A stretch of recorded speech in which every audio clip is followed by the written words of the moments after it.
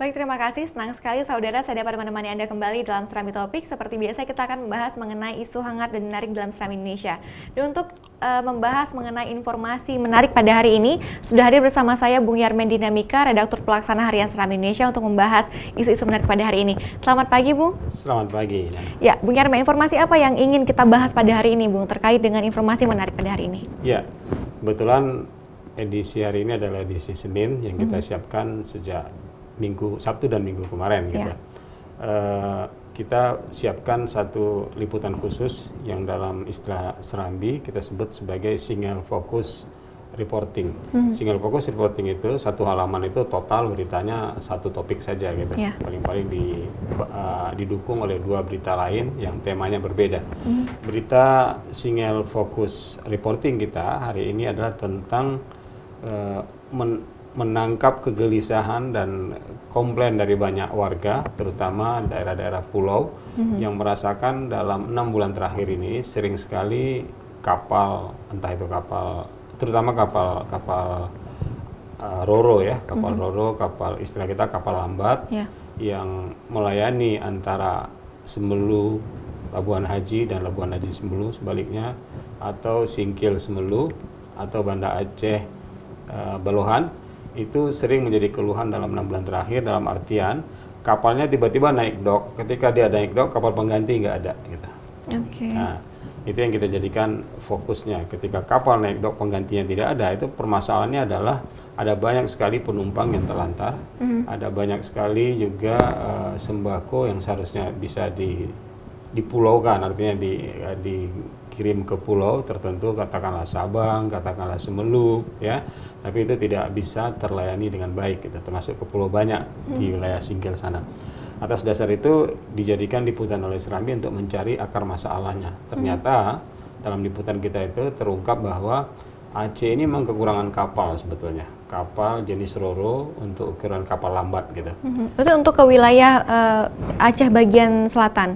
Ya, Aceh bagian selatan, terutama Semelu, Labuan Haji Semelu, Singkil Semelu, dan Singkil Pulau Banyak. Nah, di Banda Aceh kebetulan ada kapal untuk Balohan gitu kan, tapi pada saat-saat tertentu kita merasakan juga, misalnya weekend atau menjelang libur panjang 3 hari, itu pasti penumpangnya membludak, angkutan transportasi seperti mobil dan sepeda motor juga tidak terangkut dalam 1 kali atau 2 kali pelayaran, bisa-bisa bergeser ke hari ketiga dan hari keempat, gitu yang terjadi. Nah, jadi tujuan kita membuat liputan ini adalah supaya masyarakat tahu apa penyebab ketika docking itu terjadi, selalu kapal penggantinya nggak ada gitu.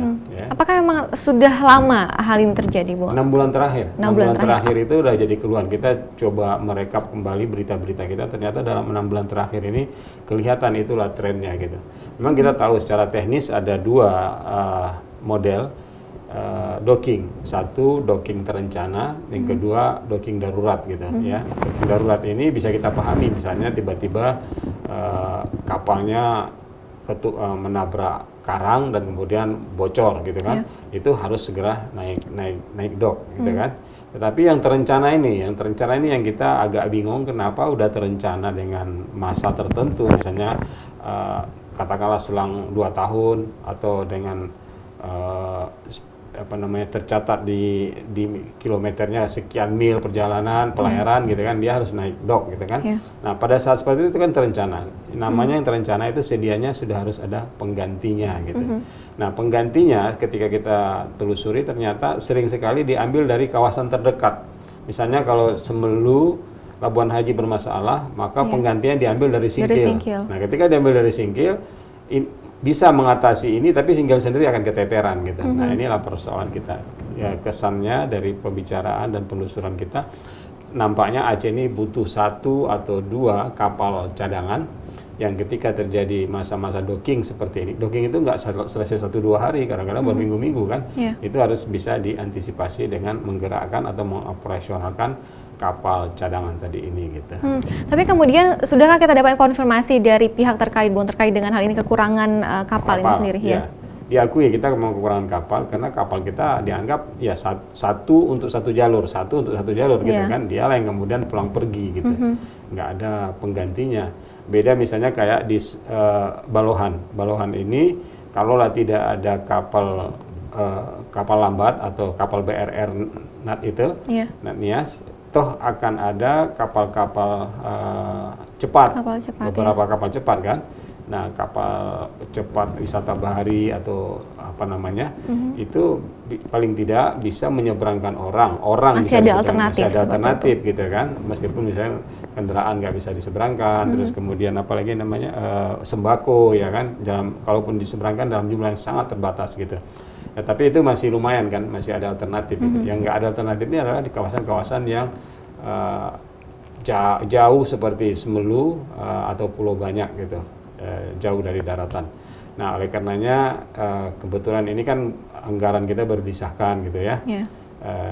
Jangan-jangan ketika nanti ada anggaran perubahan anggaran APBAP, ini termasuk yang ikut dipikirkan lah oleh pemerintah, pengadaan kapal cadangan supaya masa-masa sulit di masa-masa docking itu bisa teratasi keluhan dari warga. Jadi terus terang saja, Serambi kali ini menyerap aspirasi dan kebutuhan dari masyarakat, terutama masyarakat pulau, daerah-daerah pulau yang sangat membutuhkan kontinuitas dari kehadiran sebuah kapal yang melayani mereka dari daratan ke pulau atau dari pulau ke daratan, seperti itu ya. Pemasukan ini adalah sebuah saran mungkin Bu ya untuk pihak pemerintah sendiri untuk lebih memperhatikan masyarakat yang di pulau seperti itu. Betul. Tapi kalau kita tidak buat jadikan itu liputan utama dengan single fokus reporting, itu mungkin abai aja pemerintah, dianggap ya sudahlah, itulah risiko orang di pulau kan. Tapi kan kita menganggap ini bagian serius. Masa 6 bulan berulang berkali-kali yang seperti ini, sehingga Serambi menganggap ini isu yang penting. Ya, kita beralih ke informasi lainnya, Bung. Adakah yang informasi menarik yang akan kita bahas pada hari ini? Ada, di luar single focus reporting tadi, ada satu peristiwa yang sebetulnya ini running news juga, berita hari ketiga sih ya. Tanggal 4 Februari yang lalu, terjadi satu peristiwa di Gayo Lues. Seorang polisi, oknum polisi, namanya Bribka Dedi Suhendra, umurnya 38 tahun, itu ditangkap atau ditahan karena pertama dia melakukan upaya penyekapan seorang mahasiswi umurnya 19 tahun gitu. Belakangan diduga perempuan ini disekap dalam rangka untuk dicabulin gitu, tapi kemudian perempuan ini berteriak, didengar oleh warga. Kemudian perempuannya bisa dibebaskan dari upaya penyekapan, dan laki-laki ini kemudian lari. Ketika dia lari, orang nggak tahu dia polisi, kemudian dikeroyok, dipukul sampai kemudian dia ditikam gitu. Belakangan baru ketahuan dia adalah oknum polisi. Nah, selesai satu tahapan itu, kemudian dilakukan penyidikan terhadap dia, kenapa dia tega melakukan itu dan apa motifnya gitu. Sejauh ini memang tidak terungkap apa motif dia menyekap gitu, tapi orang mulai menghubung-hubungkan ngapain disekap kalau tidak berbuat sesuatu. Dia ketika diinterview, ketika diinterogasi selalu menyatakan tidak pernah diungkapkan apa alasan dia menyekap, tetapi yang dia bilang ya sudahlah, katanya kan saya khilaf gitu, itu terus gitu. Karena dia adalah anggota Sabara dari Polres Gayo Lues, akhirnya jadi seperti itu. Jadi untuk motif belum terungkap apa sebab dia sekap, meskipun Kapolres menduga itu dalam rangka mencabuli mahasiswi yang umurnya 19 tahun itu gitu. Proses apa selanjutnya, Bu, yang akan dilalui oleh oknum polisi ini sendiri? Nah, karena memang dia tadinya sering bermasalah di bidang narkoba, akhirnya diselidiki lagi. Dilakukan tes urin setelah kasus ini ternyata dia positif narkoba. Dengan demikian kasus lamanya udah jadi persoalan. Kemudian dia upaya penyekapan mahasiswi tadi, yang terakhir sekali adalah terbukti menggunakan narkoba. Jadi 3 kasus ini sudah terakumulasi sampai Kapolres sudah menyatakan dia ini bakal terancam dipecat atau diberhentikan secara tidak hormat. Itulah dia kasusnya. Ya, dan tentunya ini akan terus kita nantikan informasi lanjutannya, dan pasti dari Serambi Indonesia sendiri masih akan terus mengejar informasi lanjutannya seperti Terutama itu. motif Motif belum apa ya? Motif Belum diakui oleh diakui oknum oleh sendiri. dia. Untuk apa dia sekap mahasiswi? Ada yang bilang mungkin mereka pacaran, ya kan? Iya. Tetapi kalau mereka pacaran mungkin tidak sampai teriak-teriak lah si perempuan itu kan. Itu menandakan bahwa dia dikurung atau disekap dengan tidak ikhlas gitu lah ya. Iya. Sehingga kemudian terdengar oleh orang dan kemudian digrebek dan kemudian dia lari gitu. Dan si perempuannya alhamdulillah nggak diapa-apain, belum diapa-apain gitu. Nah, tapi tetap saja kepolisian itu upaya penyekapan iya, tapi buat apa nyekap? Minta uang kah, tebusan kah? Itu kan sesuatu yang motifnya harus dicari. Dan gitu itu kan. yang belum terungkap Itu hingga yang belum saat ini. terungkap. Dia ketika diinterview selalu menyatakan, diinterogasi selalu menyatakan ya sudahlah, Saya bersalah. saya bersalah, saya minta maaf, saya khilaf gitu. Tapi apa penyebab dia sekap itu tetap masih tersembunyi. Kapolres pun diwawancarai kemarin sore, jawabannya masih seperti itu, belum terungkap gitu. Dan Serambi Indonesia sendiri pastinya akan terus mengejar informasi ini. Ya. Dan untuk para pembaca Serambi Indonesia, jangan bosan-bosannya membaca Serambi Indonesia, harian Serambi Indonesia, karena banyak sekali informasi dalam Serambi Indonesia sendiri terkait juga menuju pilkada nantinya ya Bung ya. Betul. Terima kasih Bung Yarman untuk waktunya hari ini. Saudara, demikian perbincangan kita dalam Serambi Topik. Kembali ke studio.